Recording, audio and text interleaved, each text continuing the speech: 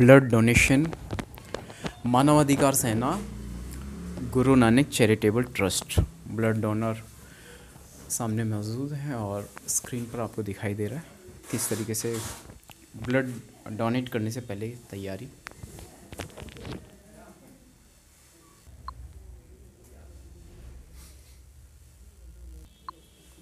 छोटा सा एक मेडिकल टेस्ट होता है, उसके बाद ही ब्लड डोनेशन की प्रक्रिया को आगे बढ़ाया जाता है।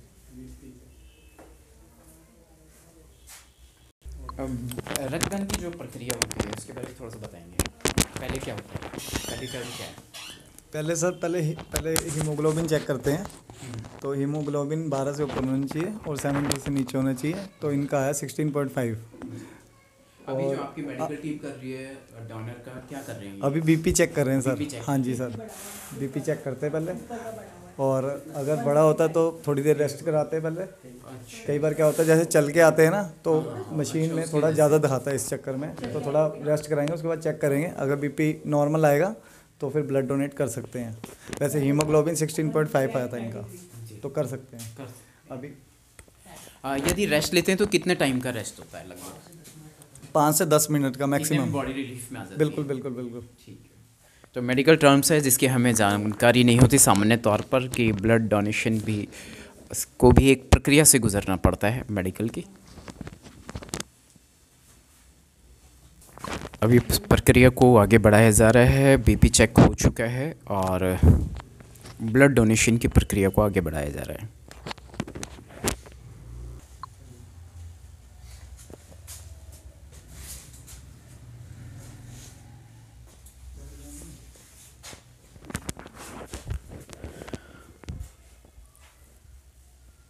जैसा कि स्क्रीन पे दिखाई दे रहा है।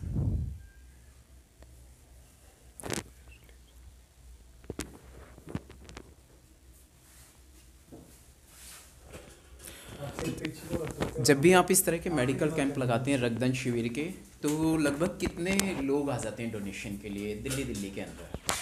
Sir 40-50 average? बिल्कुल बिल्कुल 40-50 मैक्सिमम। 14-15 जी 14-15 सॉरी 40-50। 40-50 हाँ जी, 40 से 50 तक आ ही जाते हैं डोनर। जी 40 से 50 तक डोनर आ जाते हैं, एवरेज है। गुरु नानक चैरिटेबल ट्रस्ट, यही नाम है आपकी संस्था? Guru Nanak Dev charitable trust district centre में मौजूद है जनकपुरी।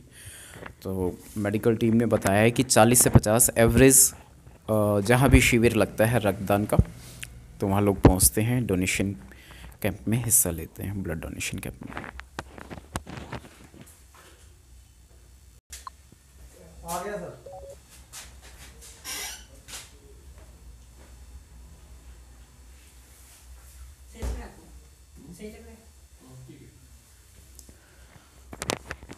He asking about कि he feel good, normal feeling.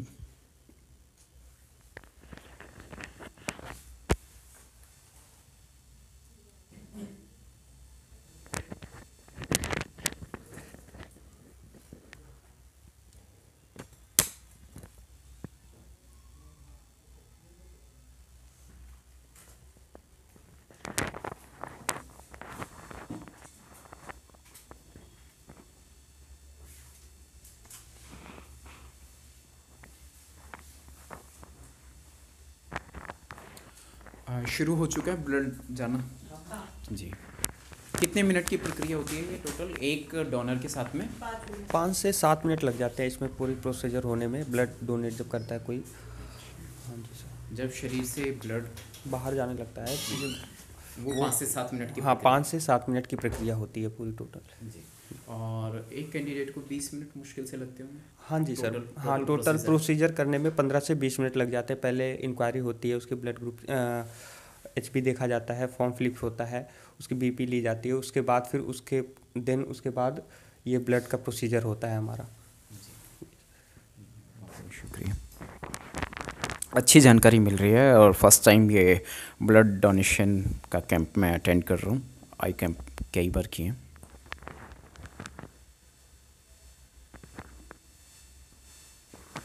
तो जो लोग ब्लड डोनर्स हैं वो लोग तो अच्छी तरह जानते हैं कि किस प्रक्रिया से गुजरना पड़ता है।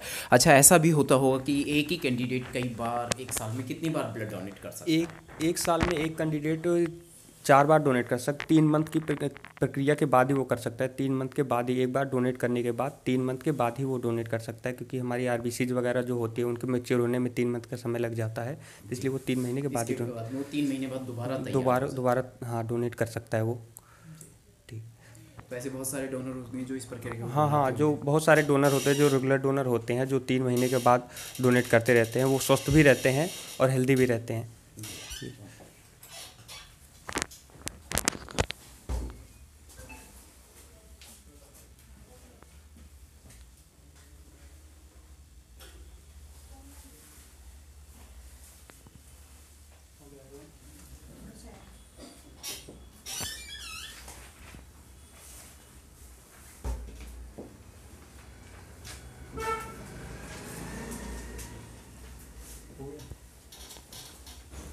अब बना सकते हो।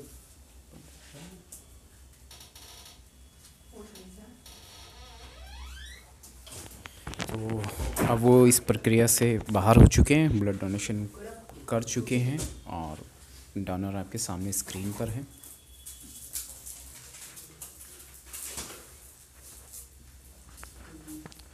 अच्छा, इसका जो ये तो आप इसमें एक्सपर्ट हैं ही, आपकी मेडिकल टीम है ही, इसीलिए जी सर। जो ब्लड जो लिया गया है जी सर। उसको रख रखाव जी।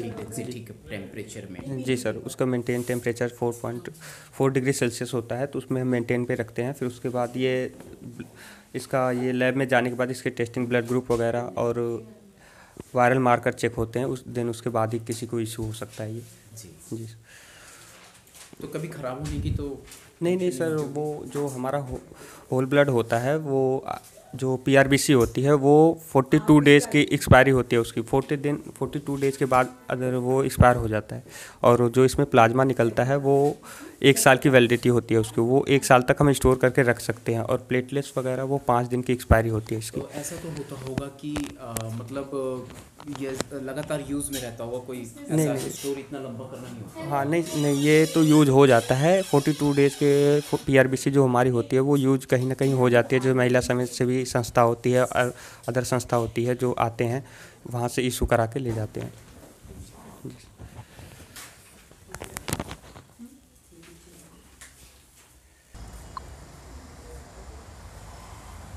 जो डोनर ब्लड डोनेशन में के लिए गए हुए थे वह बाहर आ चुके हैं, अब ब्लड डोनेट कर चुके हैं। सर, कैसा फील कर रहे हैं फिज़िकली आप, शारीरिक तौर पे आपको किसी तरह की कोई कमज़ोरी या फील हो रही है, या बेटर फील कर रहे हैं, अच्छा फील कर रहे हैं? नहीं, ऐसा कोई थकावट कुछ नहीं है। आई एम अच्छा फील, मतलब अच्छा फील करता है। गुड फीलिंग आ रही गुड फीलिंग हो रहा है, हल्का फील कर रहे है, हैं? हल्का फीलिंग हो रहा है। ब्लड डोनेट जो रक्तदान आपने किया है वो किस उद्देश्य से किया है? आजकल देखो एक्सीडेंट के वजह से, किसी बीमारी के वजह से कितना ब्लड की ज़रूरत पड़ता है हॉस्पिटल में। अब जो बहुत लोगों को खून लेने के लिए उसका पैसा नहीं होता है, जब ये ब्लड ग्रुप मैच नहीं होता है, तो उसी की वजह से ऐसे ये Guru Nanak Dev charitable blood centre जैसे बहुत सारे सेंटर होता है, उन लोगों से ये ब्लड को मतलब ब्लड आ रहा, मतलब निःशुल्क, मतलब फ्री में मिल जाता है। इसलिए हम जैसे लोग इसमें हमारा ह्यूमन राइट्स कोर्स की तरह doctor Bhimrao Ambedkar global foundation की तरफ से medical camp, blood donation camp रखते हैं हर साल। पिछले साल भी ऐसे Guru Nanak Dev charitable blood centre ये हमारे पास आया था। दूसरे जगह पे हम ब्लड डोनेशन कैंप लगाया, तो वहाँ पे पिछले साल भी मैंने डोनेट किया है। मुझे ऐसा कोई थकावट या कोई ख़राब मतलब महसूस नहीं होता है, बहुत अच्छा फील होता है। Thank you. मेरा नाम अनिल के मैथ्यू है। मैं ह्यूमन राइट्स कोर्स के नेशनल ट्रेजरर हूँ। उनके साथ मैं काम कर रहा हूँ। हमारे साथ तो doctor Bhimrao Ambedkar global foundation भी हमारा एक संस्था है। इनके साथ भी दोनों जोड़ मतलब मिलकर आगे बढ़ रहा हूँ हम। आप अनिल मैथ्यू जी ह्यूमन राइट्स कॉर्प्स मानवाधिकार सेना के एक खास सदस्य हैं, यहाँ पे कार्य करते हैं लगातार कई साल से, मैं भी देख रहा जी। हूँ। और आज आपको मौका मिला ब्लड डोनेशन कैंप में रक्तदान करने का, पहले भी आप कर जी चुके हैं, जी मतलब इसी बहाने। हाँ, इसी बहाने में नहीं, मतलब डोनेट तो करना ही है। अब आपने अभी आपको बताया है, एक बंदे को मतलब हेल्थी इंसान को साल में 3 बार डोनेट कर सकते हैं, मतलब 3 महीने के बाद दोबारा डोनेट कर सकते हैं। ये बात लोगों को कुछ सलाह देना चाहेंगे इस मामले में, ब्लड डोनेशन के मामले में, कि लोगों को करना चाहिए या नहीं करना चाहिए? मेरे हिसाब से ये ब्लड डोनेट करना ही चाहिए, क्योंकि साल में कम से कम 2 बार तो करना ही चाहिए। और एक हेल्थी इंसान को ब्लड डोनेट करना चाहिए, वो हमारा शरीर का कोई दिक्कत नहीं होगा। डोनेट जितना हम कर रहे हैं इतना कम मतलब खून हमारे से बाहर गया, ये ऐसा कोई नहीं है। हमारा ब्लड ऐसे शरीर में बनते जाता है, मतलब कम से कम मतलब मिनिमम साल में 2 बार तो डोनेट करना चाहिए। इसमें अच्छा होता है, शरीर में अच्छा फील होता है, हेल्थी रहता है। Thank you very much. साथियों, मैं यहाँ पर कुछ गिफ्ट्स देख रहा हूँ, और ये गिफ्ट्स देखने के बाद में मुझे ये ख्याल आया मैं सर से इस बारे में बात करूँ। ये इस तरीके से गिफ्ट्स हैं, कैलेंडर है, पेन है, कार्ड है और कुछ जग वगैरह है, बिस्किट का पैकेट है। सर बताएंगे ये गिफ्ट किसकी तरफ से मिला आपको और किस खुशी में? ये ब्लड डोनेट करने के बाद हम लोगों को ये गिफ्ट जो चैरिटेबल की तरफ से प्रोवाइड करते हैं, जो आपकी संस्था कर रही है, हमारा संस्था राइट्स कॉर्प्स कर रहा है। वुमेन की तरफ से एक कैलेंडर और ये मिल जाता है, जी जी। ठीक है। और दूसरी तरफ से ये गुरु नानक चैरिटेबल सेंटर से ये गिफ्ट मिल जाता है। मग सा है ये जूस,